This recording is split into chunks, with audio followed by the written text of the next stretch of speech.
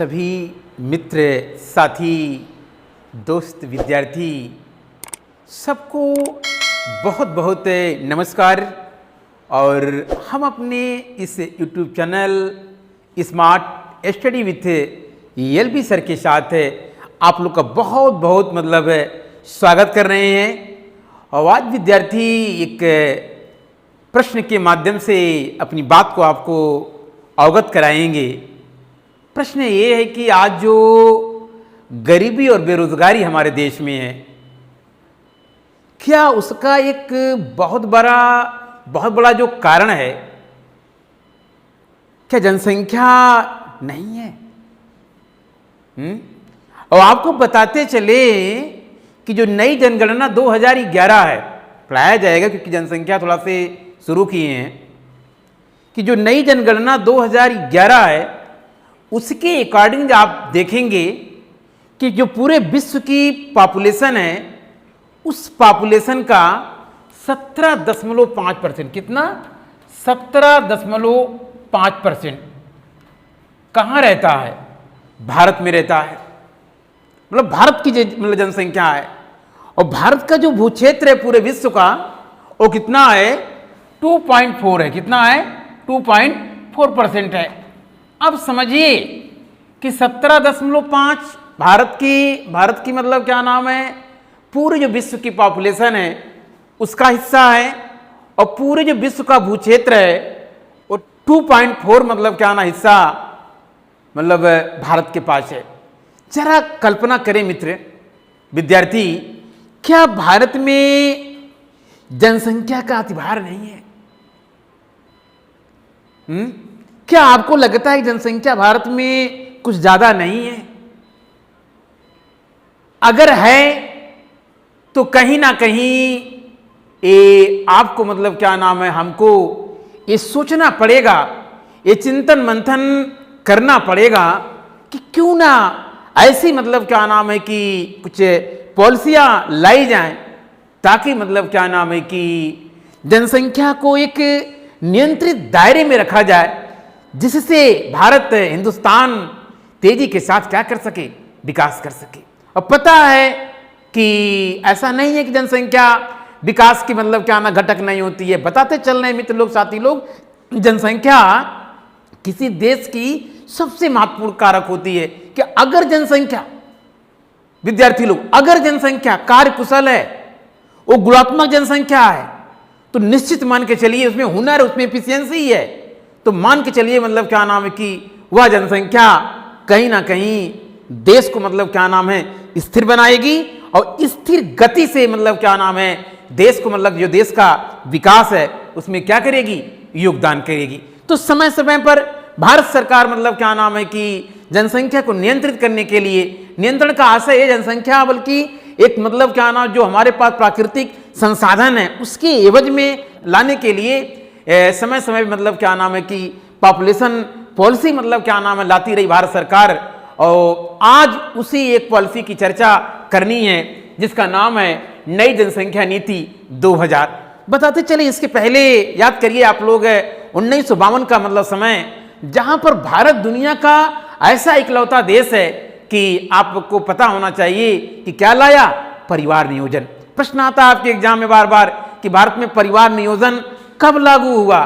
तो याद करिएगा साथी लोग, मित्र लोग, विद्यार्थी लोग, 1952 कि दुनिया का ऐसा इकलौता भारत देश था जो आधिकारिक तौर पर क्या नाम है कि क्या लाया, परिवार नियोजन। और इसी में नारा दिया गया था कि हमारे दो की बात संकल्पना सामने आई थी कि छोटा परिवार, सुखी परिवार, ये तमाम बातें हुई थी। चर्चा पर चर्चा जारी रहेगी, मगर जरा से कल्पना आज हम चर्चा करने चल रहे हैं नई जनसंख्या नीति 2000। मगर भूलिएगा नहीं, भारत में अगर प्रश्न आता है कि भारत सरकार ने परिवार नियोजन कब लागू किया, तो उत्तर क्या आएगा, 1952। प्रश्न ऐसे आएगा कि दुनिया का कौन सा ऐसा इकलौता देश है जो कि पहली बार क्या नाम है कि आधिकारिक तौर पे क्या नाम है कि परिवार नियोजन लागू किया, तो उत्तर क्या निकल के आएगा, भारत। क्या आएगा? भारत। इन तमाम चीजों को याद करिएगा। और ये जो आंकड़ा है वो परेशान मत होइएगा, हम पूरी तरीके से नई जनगणना जब पढ़ाएंगे तो वहाँ आपको क्या नाम है कि आपको सामने रखेंगे। अब प्रश्न जैसे आएगा कि भारत में नई जनसंख्या नीति कब घोषित हुई। अब सब जानते हैं कि 2000 में आई है जनसंख्या नीति, मगर आज वर्तमान में प्रश्न का जो प्रारूप है वो काफी बदल गया। प्रश्न ऐसे आएगा कि डेट सहित प्रश्न पूछता है कि भारत में नई जनसंख्या नीति कब घोषित हुई। तो याद करिएगा, देखिए बाकायदे लिखा हुआ है आपके नोट्स के लिए कि 15 फरवरी 2000 को भारत सरकार ने नई जनसंख्या नीति घोषित की। कितने तारीख को? 15 फरवरी। क्या कर रहे हैं? याद करिएगा, रट लीजिएगा, मिस मत करिएगा मेरे प्रिय विद्यार्थी लोग कि प्रश्न आएगा कि भारत में नई जनसंख्या नीति कब लागू हुई। तो उत्तर याद रखिएगा कि 15 फरवरी 2000 को क्या घोषित हुआ? नई जनसंख्या नीति। अब समझिए, और इसमें साफ साफ ये कहा गया जो 15 फरवरी 2000 को जो भारत में नई जनसंख्या नीति थी, इसके बाद कोई भी पॉपुलेशन पॉलिसी नहीं आई है। चर्चा चल रही है, तमाम राज्य सरकारें अलग अलग मुहिम बना भी रही हैं कि नहीं अलग से अपना हम कुछ करें, मगर अभी तक कोई मतलब प्रमाणिक ढंग से नहीं आ पाई है। जब आएगा तो फिर देखा जाएगा, मगर अभी हम लोग साथ चलते हैं। किसके साथ विजिट कर रहे हैं?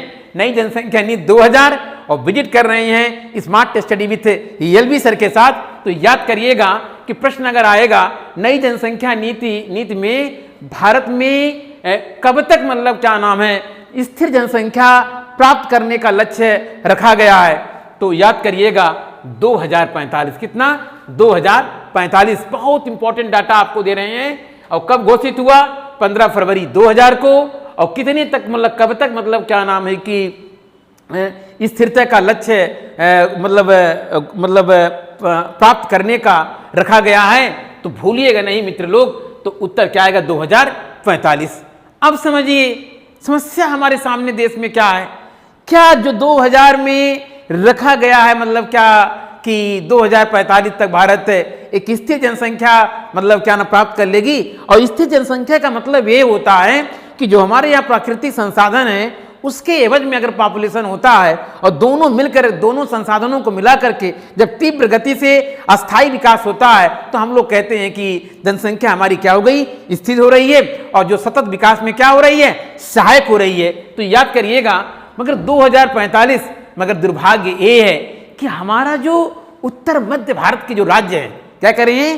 जो उत्तर मध्य भारत के राज्य हैं, स्पेशली आप कह लीजिए बिहार, यूपी और MP को ले लीजिए, ये ऐसे कुछ राज्य हैं जहां पर मतलब जो कुल प्रजनन दर है, क्या है? जो कुल प्रजनन दर है, जो TFR जिसे आप लोग बोलते हैं, वो ऑलरेडी औसतन जो औसत है उससे ज्यादा है।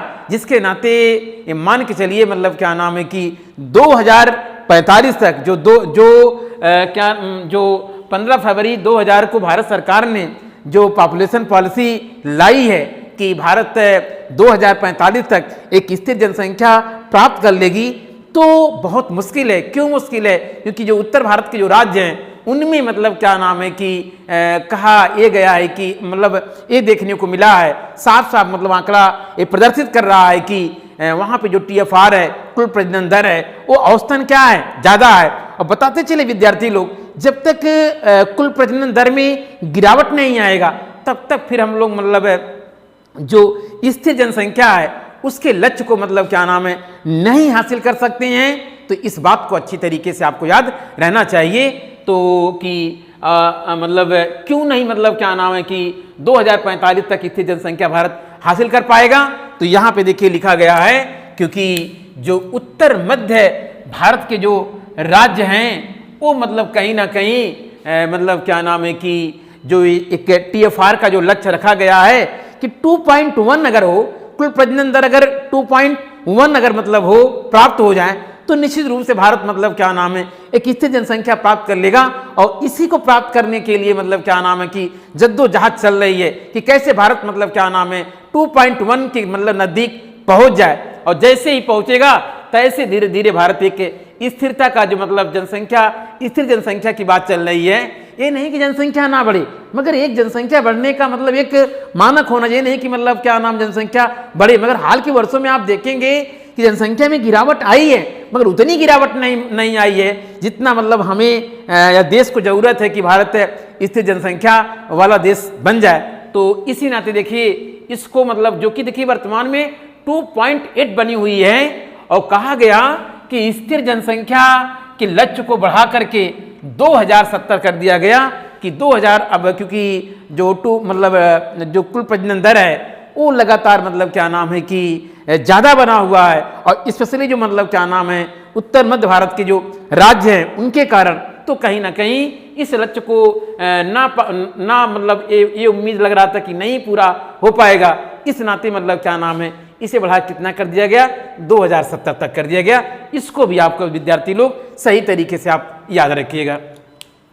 अब इससे और अच्छा प्रश्न एक आपके सामने हमने देने चल रहे हैं एमसीक्यू का कि जो नई जनसंख्या नीति जो 15 फरवरी 2000 को जो आई है, देखिए लिखा हुआ साफ साफ एकदम आपके नोट्स के लिए कि मतलब जो नई जनसंख्या नीति है उसमें उसको तैयार करने वाले या बनाने वाले या उस पैनल के अध्यक्ष कौन था ये प्रश्न अगर पूछ दे कि नई जनसंख्या नीति पैनल के अध्यक्ष कौन थे तो याद करिए कौन नाम नहीं इनका जानता। ऐसा नाम है पूरी दुनिया, भारत को छोड़ दीजिए पूरी दुनिया नाम जानती है, एम.एस. स्वामीनाथन का एम.एस. स्वामीनाथन। इनसे कहा गया था एम.एस. स्वामीनाथन से कि आप एक मतलब क्या नाम है ऐसा मतलब जनसंख्या प्रारूप तैयार करें, एक मॉडल तैयार करें ताकि मतलब क्या नाम है कि एक सफल जनसंख्या नीति तैयार करें ताकि भारत मतलब कहीं ना कहीं स्थिर जनसंख्या की तरफ बढ़ सके। क्योंकि पता है अगर जनसंख्या का आकार ज़्यादा बढ़ेगा, क्योंकि ऑलरेडी हमने भी 2011 की जनगणना का जो एक डाटा सामने रखा था कि 17 पूरे विश्व की जो टोटल पॉपुलेशन है उस पॉपुलेशन की 17.5% मतलब हमारे देश में निवास करते हैं लोग या यहाँ के लोग रहते हैं। तो कहीं ना कहीं आज जो हमारी गरीबी और बेरोजगारी का एक बहुत बड़ा मतलब क्या ना फैक्टर है वो कहीं ना कहीं एक बड़ी बृहद जनसंख्या है, जिसके नाते मतलब क्या नाम है कि कहीं ना कहीं भारत में गरीबी और बेरोजगारी का कहीं ना कहीं समस्या आपको देखने को मिलता है। अब इसके बाद समझिए कि मतलब तो प्रश्न अगर आएगा कि नई जनसंख्या नीति के प्रारूप को तैयार करने वाले पैनल के अध्यक्ष कौन था तो याद करिएगा एम.एस. स्वामीनाथन। वही एम.एस. स्वामीनाथन जिसे हम लोग भारत में ग्रीन रेवोल्यूशन के जनक बोलते हैं, वही एम.एस. स्वामीनाथन जो लगातार मतलब क्या नाम है कि न्यूनतम समर्थन मूल्य की बात करते हैं और कम से कम मतलब क्या नाम है कहते हैं कि जो न्यूनतम समर्थन मूल्य हो जो मूल्य है वो कम से कम मतलब उनकी जो किसानों की लागत है उस लागत से कम 50% मतलब क्या ना ऊपर होना चाहिए। और कुल मिला जुला के जो नई कृषि नीति भारत में आई थी उस कृषि नीति के प्रारूप के जो मतलब जनक हैं या तैयार करने वाले थे उनका मतलब यही आपके एम.एस. स्वामीनाथन जी थे। तो कुल मिला जुला के एक बड़ा नाम आपके सामने आ रहा है कि भारत में ग्रीन रेवोल्यूशन के जनक कहे जाते हैं, नई कृषक नीति के मतलब पैनल के अध्यक्ष एम.एस. स्वामीनाथन जी थे। और इसी जो नई जनसंख्या नीति जो कि 15 फरवरी 2000 को घोषित होती है उसके भी मतलब क्या नाम है कि अध्यक्ष कौन थे, एम.एस. स्वामीनाथन थे। और इनसे कहा गया था साफ साफ कि भारत सरकार ने कि आप भारत के लिए एक सफल जनसंख्या नीति तैयार करें ताकि भारत मतलब क्या नाम है कि एक मतलब स्थिर जनसंख्या की तरफ क्या हो बढ़ सके या स्थिर जनसंख्या स्थिरता का जो लक्ष्य है वो प्राप्त हो सके। इसके बाद देखिए नई जनसंख्या नीति में बहुत सारी बातें हैं मगर आज पूरा नहीं हो पाएगा, मगर आज जो मुख्य बात हम उसको बता रहे हैं। इस नई जनसंख्या नीति में 3 प्रकार के उद्देश्य रखे गए थे। एक तात्कालिक उद्देश्य था जिसे अल्पकालिक उद्देश्य कहते हैं, एक मध्यमकालीन उद्देश्य था और दूसरा मतलब क्या तीसरा जो था वो दीर्घकालीन उद्देश्य था। तो जरा एक एक उद्देश्य पहले आप देख लीजिए फिर बात करते हैं। अब देखिए पहला था कि अल्पकालिक उद्देश्य या इसको तात्कालिक उद्देश्य अल्पकालिक उद्देश्य को तात्कालिक उद्देश्य भी कहते हैं। इसमें साफ साफ कहा गया था कि जो गर्भ निरोधक हैं उनकी जो अपूरित मांग को पूरा करना, मतलब क्या निरोधक है उनकी जो शॉर्टेज होती है जो कमी है उनको मतलब पूरा करना। साथ ही साथ मतलब क्या नाम है कि जो स्वास्थ्य आधारभूत ढांचे हैं जो हमारे पास मतलब क्या नाम है कि हेल्थ का स्ट्रक्चर है उसे पूरा करना और मतलब स्वास्थ्य समन्वय की व्यवस्था करना, ये हमारा मतलब क्या नाम है कि अल्पकालिक उद्देश्य था। दूसरा था मध्यकालीन उद्देश्य कि TFR को 2.1 को 2010 तक प्राप्त करना। तो बड़ा मुश्किल काम, क्योंकि आपने पहले ही ऊपर देख लिया कि 2.1 को 2010 तक प्राप्त करना।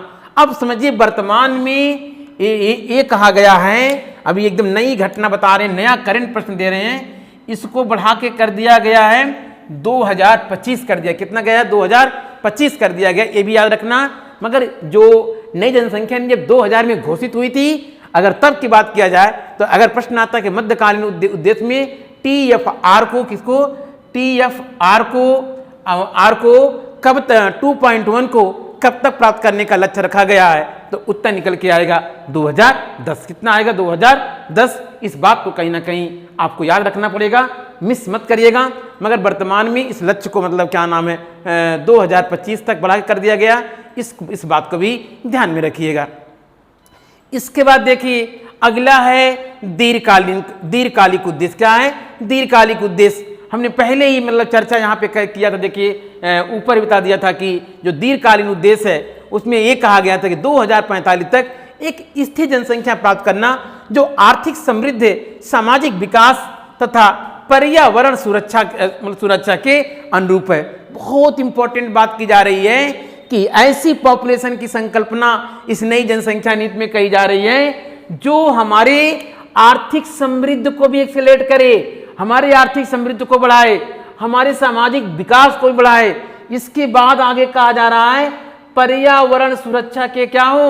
अनुरूप हो। क्योंकि पता है आज एक बड़ी संकट हमारे सामने ये भी उभर कर सामने आ रही है कि जो हमारा इन्वायरमेंट है, जो हमारा पर्यावरण है, उसमें ह्रास हो रहा है। और ह्रास होने के नाते तमाम प्रकार की समस्याओं का जन्म हो रहा है, जिसके नाते आम आदमी कहीं ना कहीं प्रभावित हो रहा है। तो इस नाते जो मतलब क्या नाम है कि नई जनसंख्या नीति का जो दीर्घकालीन उद्देश्य है वो कहीं ना कहीं 2045 तक एक स्थिर जनसंख्या प्राप्त करना जो कि आर्थिक समृद्धि, सामाजिक विकास तथा पर्यावरण सुरक्षा के अनुरूप हो, कि कहीं ना कहीं हमारा जो इन्वायरमेंट है उसको भी मतलब ख्याल रखना है, उसको भी केयर करना है। ऐसा नहीं है कि पर्यावरण के कुर्बानी पे मतलब मानव विकास करेगा, क्योंकि अगर पर्यावरण को क्षति हुई एक दिन कहीं ना कहीं वही पर्यावरण का जो नुकसान हम करेंगे उसका प्रभाव मानव कहीं ना कहीं झेलेगा। और आपने देखा होगा उत्तराखंड की त्रासदी देखा होगा, आपने भुजो कच्छ का मतलब क्या ना जब